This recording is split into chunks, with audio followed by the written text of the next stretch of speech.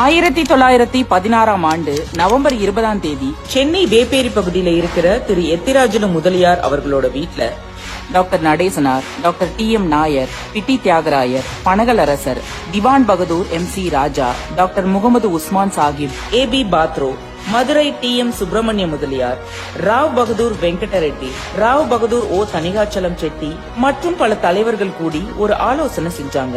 அந்த கூட்டத்துல எடுக்கப்பட்ட முடிவுதான் இன்னைக்கும் நம்ம தமிழ்நாடு இந்திய சராசரியை விட கல்வியிலையும் சுகாதாரத்திலையும் அனைவருக்குமான பொருளாதார வளர்ச்சியில உயர்ந்து நிக்கிறதுக்கும், மதவாத சக்திகளுக்கு இடம் கொடுக்காம சமூக நீதி மண்ணா நிலைச்சு நிக்கிறதுக்கும் விதையா அமைஞ்சது. இப்படி பிராமணர் இல்லாத தலைவர்கள் கலந்துகிட்ட அந்த கூட்டத்தோட விளைவா உருவானதுதான் நீதி கட்சின்னு அழைக்கப்பட்ட தென்னிந்திய நல உரிமை சங்கம். விவசாயிகளாகவும், நெசவாளிகளாகவும், கைத்தொழில் செய்யறவங்களாகவும், சலவை தொழிலாளர்களாகவும், மீனவர்களாகவும் இருந்து உழைக்கிற மக்களை சாதியையும் சாத்திரத்தையும் காட்டி ஓரங்கட்டி கல்வி, வேலைவாய்ப்பு போன்ற பல உரிமைகளை மறுத்து உயர் சாதிக்காரங்க மட்டுமே அதிகாரம் செலுத்தின நிலைமை தான் இருந்துட்டு வந்துச்சு. 1901 இருந்து 1910 வரைக்கும் சென்னை மாகாணத்துல படிச்ச பட்டதாரிங்க 5709 பேர். அந்த 5709 பேர்ல 4074 பேரு, அதாவது 71% பேரு பிராமணர்கள் தான். 1910 இருந்து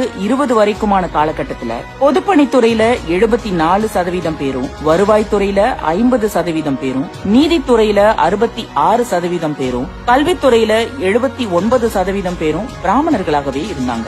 அரசியல்னு எடுத்துக்கிட்டோம்னா 1910 இருந்து 20 வரைக்கும் மின்டோ மார்லி சட்டப்படி சட்டசபையில வேலை செஞ்ச 9 இந்திய அதிகாரிகள்ல 8 பேரு பிராமணர்கள். இத்தனைக்கும் ஒட்டுமொத்த சென்னை மாகாணத்தோட மக்கள் தொகையில அவங்க வெறும் 3% தான். இப்படி குறிப்பிட்ட ஒரு சமூகம் கல்வி, வேலை வாய்ப்புல ஏகபோக உரிமை கொண்டவங்களாகவும், மீதமுள்ள 97% பேர் வாய்ப்பு மறுக்கப்பட்டவங்களாகவும் இருந்தாங்க.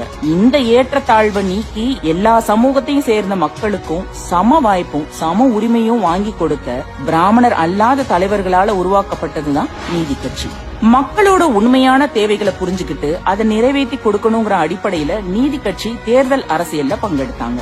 நீதி கட்சி ஆட்சி நடந்த 13 வருஷம் தான் இன்னைக்கும் நாம பாக்குற தமிழகத்தோட வளர்ச்சியை தீர்மானிச்சது அப்படின்னு ஆணித்தரமா சொல்லலாம். அரசு அதிகாரத்துல எல்லா சமூக மக்களுக்கும் பிரதிநிதித்துவம் கொடுக்கறதுக்காக வகுப்பு வாரி இடஒதுக்கீடு, ஐரோப்பிய, அமெரிக்க நாடுகள்ல கூட பெண்களுக்கு வாக்குரிமை இருந்திடாத காலகட்டத்துல ஆண்களைப் போலவே பெண்களுக்கும் வாக்குரிமை அளிக்கணும் அப்படிங்கிற மசோதாவை கொண்டு வந்தது. பஞ்சமர்னு புழக்கத்துல இருந்த தாழ்த்தப்பட்ட மக்களோட அடையாளத்தை ஆதி திராவிடர்னு மாத்தினது. இந்தியாவுக்கே முன்னோடியா கோவில் சொத்துக்களை பாதுகாக்க அறநிலையத்துறையை உருவாக்குனது. பிற்படுத்தப்பட்ட மற்றும் தாழ்த்தப்பட்ட சமூகத்தை சேர்ந்தவங்க மருத்துவர் ஆகிறத தடுக்கணுங்கிறதுக்காக மருத்துவ படிப்புக்கு சமஸ்கிருதம் தெரிஞ்சிருக்கணும் அப்படிங்கிற பொருத்தமில்லாத விதியை ரத்து செஞ்சது. தாழ்த்தப்பட்டவங்க, மீனவர்கள் மற்றும் கள்ளர் சமுதாய முன்னேற்றத்துக்காக லேபர் கமிஷனரை நியமிச்சது. ஆதி திராவிட மக்களுக்கு இலவச வீட்டுமனை, விவசாய நிலம், கடன் உதவிகள் கொடுத்தது.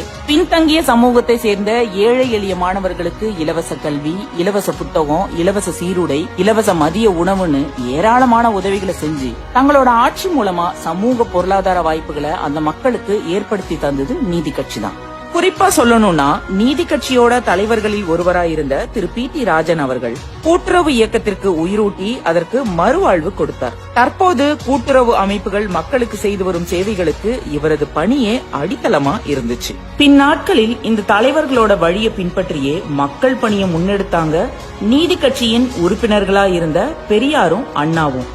இப்படி பல துறைகள்லயும் மாற்றத்தையும் ஏற்றத்தையும் ஏற்படுத்தி இன்னைக்கு நாம பாக்குற இந்த வளர்ச்சி அடைந்த தமிழகத்திற்காக அடித்தளத்தை ஏற்படுத்தி கொடுத்தது நீதி கட்சின்னு சொன்னா அது எந்த விதத்திலும் மிகையல்ல.